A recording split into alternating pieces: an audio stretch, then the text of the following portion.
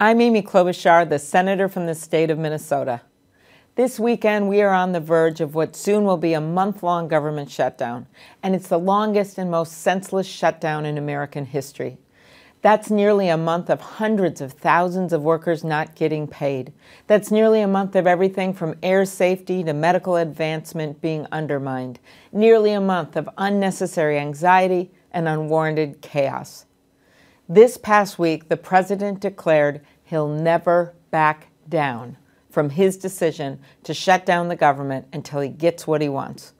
We asked the president to come back to the table and to stop holding the hardworking people of America hostage by requiring them to pay ransom to reopen their government, especially after we already passed bills to reopen the government and to help secure our borders. We asked the president to end this shutdown. We asked him to listen to his own employees, like Kathleen from my home state, a newly hired employee at the Department of Agriculture who was so excited about her new job, but now she's no longer getting paid. She wrote a letter to me.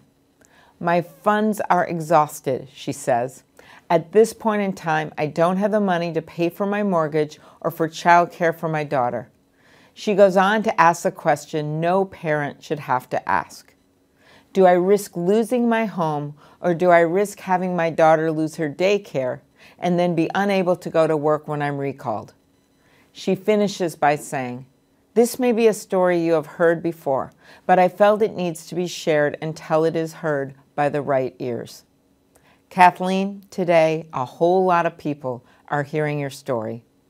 Thanks to our workers and businesses, we have reached a moment in our country where we should be governing from opportunity and not chaos. We should be working together to pass major legislation to bring down prescription drug prices and healthcare costs for Americans, to make it easier to afford college and childcare, to create incentives for clean, green energy, to pass immigration reform, to train workers for the jobs we have today and could have tomorrow.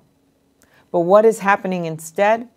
The president's own economic advisor has estimated that this shutdown will cost the American economy billions of dollars every week. That's billions of dollars. With this shutdown, the administration is not creating opportunity, it is fomenting chaos. Instead of lifting the economic burden of health care and family expenses off the shoulders of our citizens, the administration has chosen to place the costs of its chaos firmly on the backs of the hardworking people of America, forcing them into lines in airports, reducing help for our farmers in rural areas, closing the gates to our parks and the doors to our small businesses. As one furloughed FDA employee told a newspaper after visiting a food shelf for the first time just to feed herself and her 5 children, President Trump's talking about a crisis on the border, but we have a crisis right here.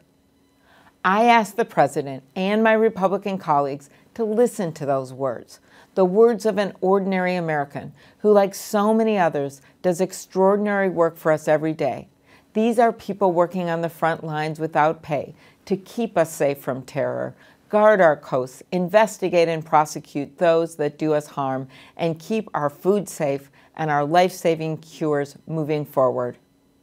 I ask my fellow citizens to make their views clear and to tell this president and my Republican colleagues to stop the self-inflicted manufactured crisis and enact one of the many bills Congress has passed on a bipartisan basis to end this shutdown.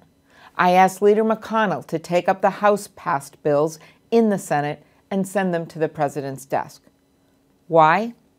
Because in this week of Martin Luther King's birthday, we remember the words of Dr. King, that time is always right to do what is right. Now is the time to do what is right, Mr. President. End this shutdown and put hardworking Americans back to work.